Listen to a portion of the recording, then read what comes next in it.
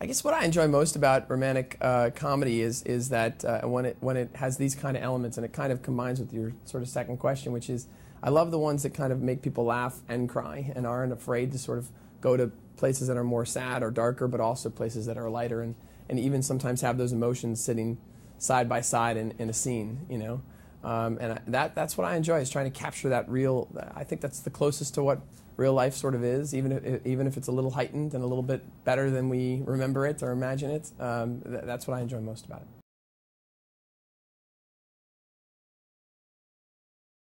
Katie was already attached, and that was a big part of why I wanted to make the movie. I thought that lead actor always sets the tone for the caliber of what the actors can do, and she could do everything, from drama to the comedy. And then we got Josh, who's equally adept at doing those things, and just as charming and just as good looking, and they had incredible chemistry. And then around them, we really wanted to put a host of all fresh faces that really popped in a movie like this, because I feel like if you go to romantic comedy and all of it, the burden is on the leads to be funny, it doesn't allow them to be more real sometimes, and it's nice to have a real chorus of people around them that are funny in their own right.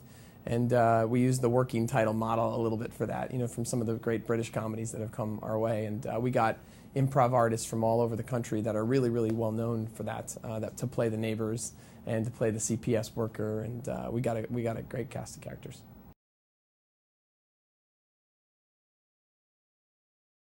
I feel like you can have a plan, and if you know what the intent of the scene is, that's great. And the lines, you need to capture it once maybe.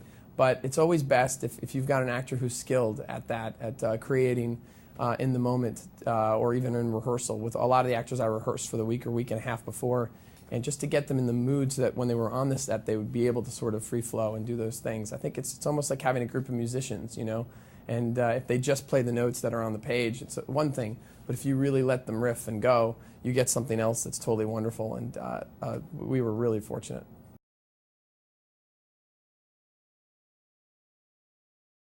Yes, triplets. The three biggest divas I've ever worked with. They were all. I understand why people are afraid of working with kids, but they're all they're very cute and adorable, and that's, that's their protective device. Anyway, but they're really great. You have to kind of schedule out what they're going to be eating, when they're going to be sleeping. It's almost like being a parent in that way, and so that you can get the best out of them.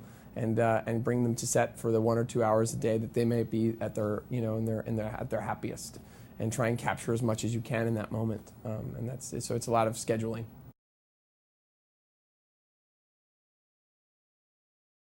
It was great. Atlanta. I think it was really terrific to have a city on film that isn't, especially because so much of this was taking place in a community, and you didn't want it to feel like one of the thousands of communities you've seen in Los Angeles and all the TV shows or all the other movies.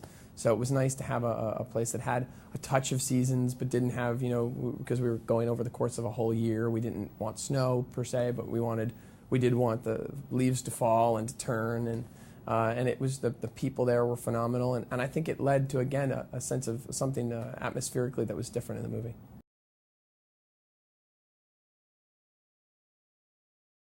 It starts with this awful blind date, which some of us have been on.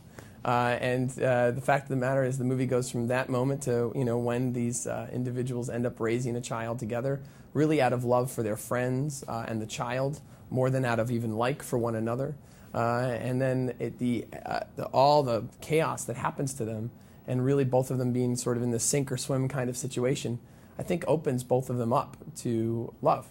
And I'm not sure that if this event hadn't happened, not that they wouldn't have fallen for one another, but I don't know who they would have fallen for, because I think they were both really closed off kind of people at the beginning of the movie. And this child really kind of opens them up to the possibility of a relationship, and they fall for one another as a result.